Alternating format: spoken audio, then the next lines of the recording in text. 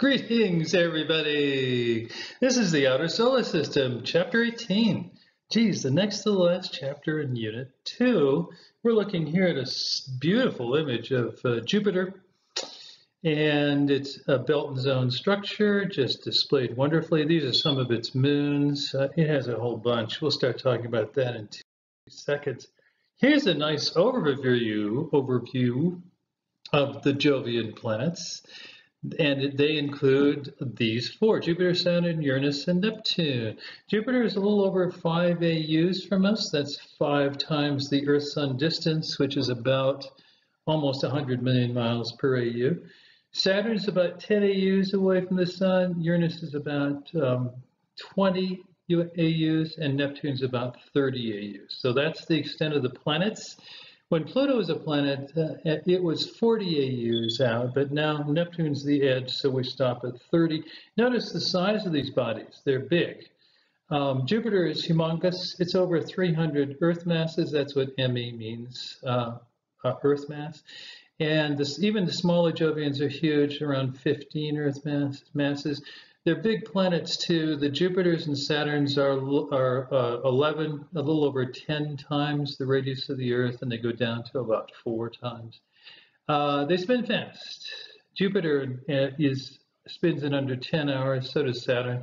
Neptune's around 19. Okay, so the compositions of these bodies are completely different from the inner planets. The inner planets, remember, are rocky bodies that have large iron cores for the most part. And the Jovian planets don't. They are, well, for example, Jupiter and Saturn are predominantly hydrogen and helium bodies. That's the same composition as the Sun. Uranus and Neptune have more silicate, rocky materials in them, but they're reminiscent of Jupiter and Saturn. The density range is relatively narrow, 0.7 to 1.6. Jupiter is, I think, 1.3. Now, I stuck in here just for perspective, we're right here, that the Earth's the Earth's density is about 5.5. Notice that's a lot more than the Jovian planets. This is reflecting composition. The Earth's composition is rocky and iron. And those things have much higher densities than hydrogen and helium, even when they're compressed. So that's what's going on here. The atmospheres of the Jovian planets are all thick, cloudy, hydrogen-rich. Jupiter and Saturn have belt zone structure. Everything is happening dynamically, and it's all very complex. If you've ever looked at Jupiter in a telescope, for example, you can actually, if you look at it for more than 15 or 20 minutes, you'll actually notice the planet is rotating while you notice it. That's how fast the thing moves. If you look at Jupiter from night to night, you'll see that the surface features change actually hourly. It's an amazing thing. Many satellites. Jupiter has 79 satellites. It's a lot of satellites, friends. Neptune has 14. I don't know how many Saturn has. These things change because small satellites tend to be discovered occasionally for these big planets. There are some big ones. Ganymede, this guy right here, is a satellite of Jupiter. We'll talk about it in a few minutes. That's the largest satellite in the entire solar system. In fact, this thing is bigger than Mercury. All the Jovian planets have ring systems. Let's take a look. Here's Jupiter in a nutshell. Jupiter is the biggest planet, of course. Now, this is a common misconception, and here's one of the key things about Jupiter. It's big as a planet goes, but it's not big as a star goes. You would have to increase Jupiter's mass by something like 80 to 100 times to even bring it into the small star ballpark before it could start burning hydrogen. And it's only about 1% of the mass of even a small star. So Jupiter is never going to become a star. Don't let anyone tell you differently. Now, its interior is mostly hydrogen with some helium. And all that really happens is the hydrogen gets compressed from gas. As it goes deeper into the planet, it goes from a gas to a liquid because the pressure is increasing. It's like going underwater in the ocean. And then the final state is metallic near the interior of the planet. Metallic simply means the electrons have been stripped off of the atoms, and now the whole thing is conductive. And so this is where the magnetic field of Jupiter is actually generated. The cores are small, and well, small by Jovian standards. They may have 3 or 4 or 5 Earth masses worth of rocky material and some metallic material. It's not known exactly because this is just due to computer models. The model temperature for Jupiter is around 20,000 degrees C. Keep in mind that the measured temperature for the center of the Earth is about 6,000. Much lower, and that's because Jupiter is a much bigger object, more than 300 times the mass of the Earth. So its gravity in Jupiter is compressing the core to very high temperatures. Keep in mind, by the way, the temperature inside the sun near the core, the center of the sun, is over 10 million degrees. So a completely different level of heat inside a star. Jupiter's magnetic field is beyond words almost. What this means is it's 20,000 times as strong as the Earth's, which is a pretty respectable magnetic field in itself. 20,000 times. And its magnetosphere, which I've abbreviated magsphere here, is larger. If we could see, now the magnetosphere is just made of magnetic fields that center on Jupiter. But if we could actually see this whole sphere of magnetic field energy, it would look larger than the full moon from Earth, okay? So this is, and remember Jupiter at its closest is about 400 million miles away. So that would be an incredible, gives you an idea how big this thing really is. The Great Red Spot. In the atmosphere itself, the circulations are complex, really quite amazing. There are storms that persist, and one of the most famous is probably the Great Red Spot. That thing has been around for 300 years. How do we know? Because people have been looking at it with telescopes for that length of time. It doesn't go away. It shifts a little bit of position, changes color a little bit. Sometimes it gets bigger, sometimes smaller, but it still stays. Here's a beautiful shot of Jupiter. I think this is Hubble Space Telescope, but what you're seeing here is this is the equatorial zone. There are other zones on either side. This is one of the belts around the equatorial zone. And if you look at the structure here, you can actually make this image a little bigger and actually see it. Here's the Great Red Spot I was telling you about that's been observed for over 300 years, right about in this position. Right now, the spot is getting a little smaller than usual. And all of this turbulence here suggests that there's an enormous amount of energy that's coming up that's driving a lot of these circulations in this huge, spectacular atmosphere. Keep in mind that you've got a planet that is spinning at under 10 hours, okay? Remember, the Earth spins at 24 hours. It's a lot slower. And so one of the reasons all these circulations tend to be parallel to the equator, and here's the equator, is because of that very fast circulation. Now, here, let's talk about the moons a little bit here for Jupiter. This is really spectacular stuff. The moons are some of the most interesting objects in the outer solar system. Here's the name. This is Io. Here's Europa. Here's Ganymede and Callisto. Io and Europa are famous. They've gotten a lot of press because they're very different than other moons that are seen around in the solar system. This thing, well, I mean, if you just look at it, it doesn't look like any other world we've looked at. It has no impact craters.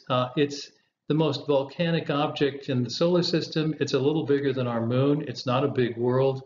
What's happened here is Io is close to Jupiter. So it's feeling the tidal forces from Jupiter. As Io goes around Jupiter, it gets flexed, stretched, and flexed inside. That produces friction, that produces heat. All of a sudden, we've got heat pouring out of this thing and volcanoes forming all over the place. What looks like this, you know, is reminiscent of a pizza, depending on when you had lunch or something, but these dark areas are volcanic vents. The thing is basically erupting semi-continuously. All the water has been cooked out of it long ago. That's why it doesn't show any water features. Speaking of water features, Europa.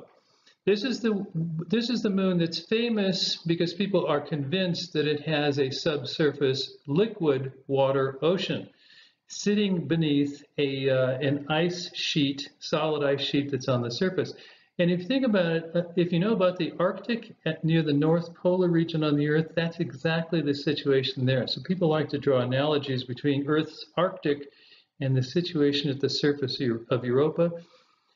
This place has been impacted by comets, no doubt, over billions of years. It's been here since the origin of planets.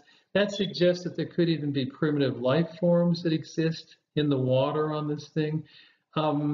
There's all sorts of things that people have imagined. This is a target for NASA. They want to send a spacecraft out there.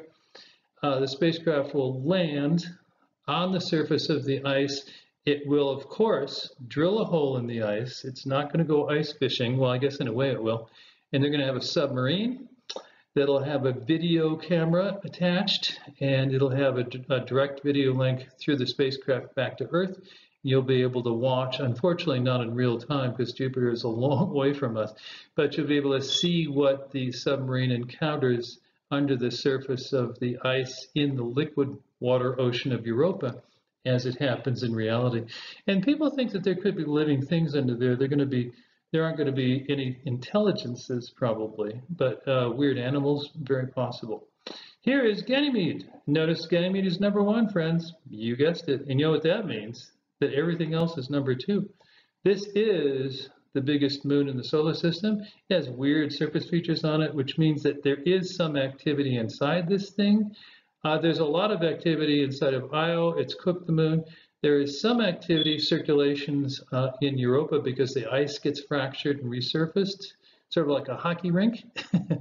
But there's less here, even though it looks like there's a lot of stuff going on, because this thing is farther from Jupiter. It's not being heated very much. And speaking of not being heated very much, here's Callisto, which is basically Ice Ball City. Nothing much going on here, except notice the white spots. Those are impact craters. That's what, if you impact ice with asteroids on a big moon in the outer solar system, that's what you get. Now let's talk a little bit about Saturn. Saturn, remember, is the number 2 planet in the solar system. And basically, you can think of Saturn as sort of like a Jupiter-style planet scaled down by a factor of 3. What that means is that the mass of Jupiter is over 300 times the mass of the Earth, and Saturn is just under 100 times. But other than that, a lot of the composition, the interior, the whole thing is just sort of scaled down. It has 2 things that are famous. It depends on who you are as to which is more famous. It has one of the most remarkable moons in the solar system. The Titan is a huge moon, but it's famous for being the only moon with a thick atmosphere. See, most of the time people think, well, geez, if it's a moon, it means it's going to have little mass, it's going to have weak gravity, and the atmosphere will just go, see you later, alligator. But what's happening here, notice that this thing also happens to have a diameter greater than Mercury.